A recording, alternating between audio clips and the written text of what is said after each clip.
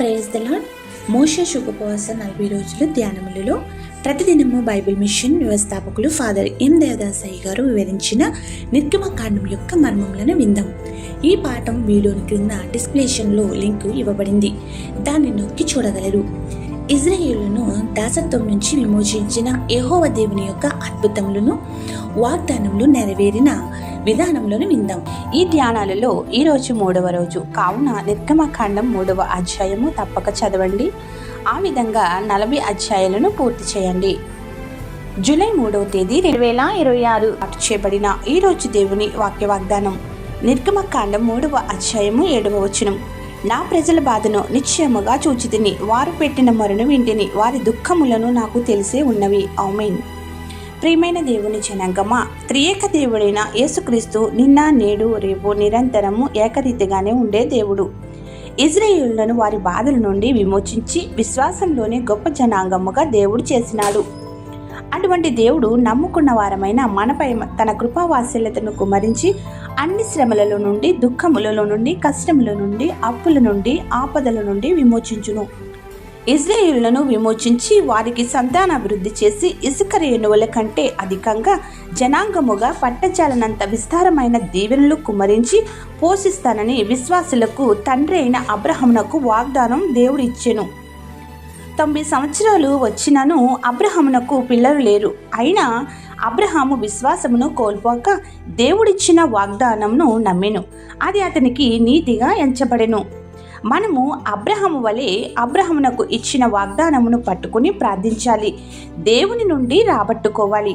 స్త్రీ ధర్మం కోల్పోయిన సారమ్మ వృద్ధురాలు అయినను దేవదూత నీ ఒడిలో వచ్చే సంవత్సరము ఈ సమయంలో బిడ్డ ఉండనని చెప్పిన శుభవర్తమానమునకు పక్కన నవ్వింది.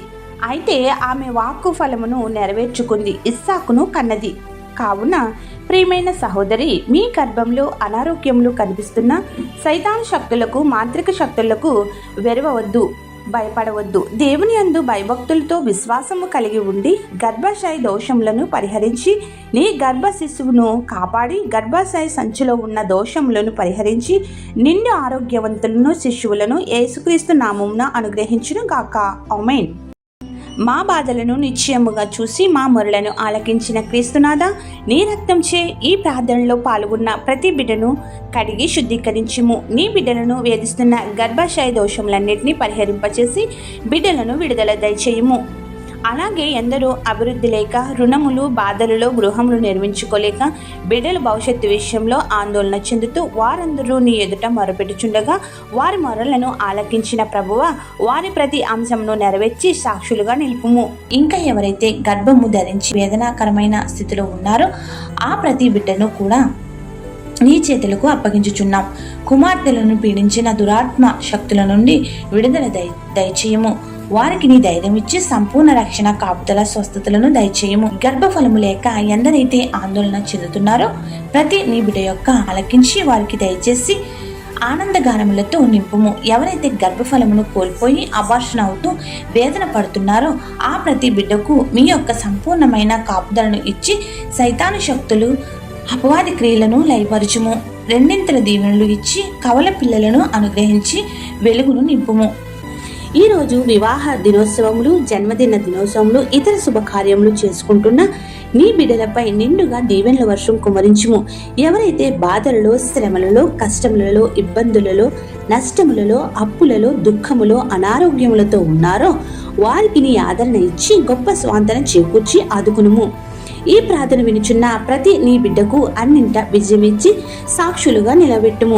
ఏ అంశం మరిచితమో విడిచితమో అవన్నీ నీకే సమర్పిస్తూ నీ ప్రియమైన కుమారులు, కుమార్తెలు ప్రార్థనా సహకారము కోరుచున్న ప్రతి విన్నపము నీ సన్నిధికి చేరి ఉన్నది కనుక నూరంతలుగా వారి అంశంలన్నీ ఫలింపచేయమని వేడుకుంటూ ఈ రోజు ఈ వాక్య వాగ్దానం విన్న మా అందరినీ నీ సన్నిధిలో ఎల్లప్పుడూ క్షేమకరంగా నివసించగల ధన్యతను అనుగ్రహించుతూ దీవిస్తున్నందుకు కృతజ్ఞతాస్తుతులు చెల్లించుచు తండ్రి, కుమార, పరిశుద్ధాత్మ త్రియేక దేవుని నామమున నీవే మా గృహములను, మా బిడ్డలను నీ మహిమతో నింపి ఆశీర్వదించి అన్నిట విజయం దయచేయును గాక. ఆమేన్. ఇట్లా దేవుని సువార్త పరిచర్యలో మీ సహోదరి. ఆమేన్. God bless you. అందరికీ మరణాత.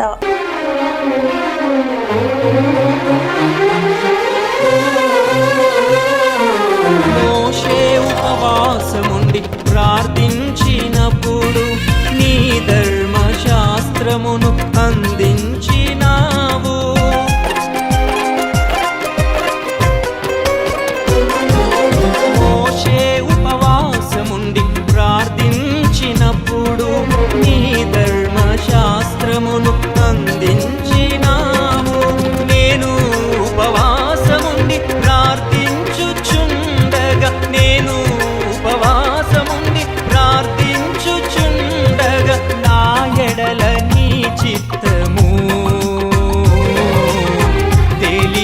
తెలియజేయుము తెలియజేయుము నా ఉపవాస ప్రార్థనలు నీతో సహవాసం చేసేదనయ్యా.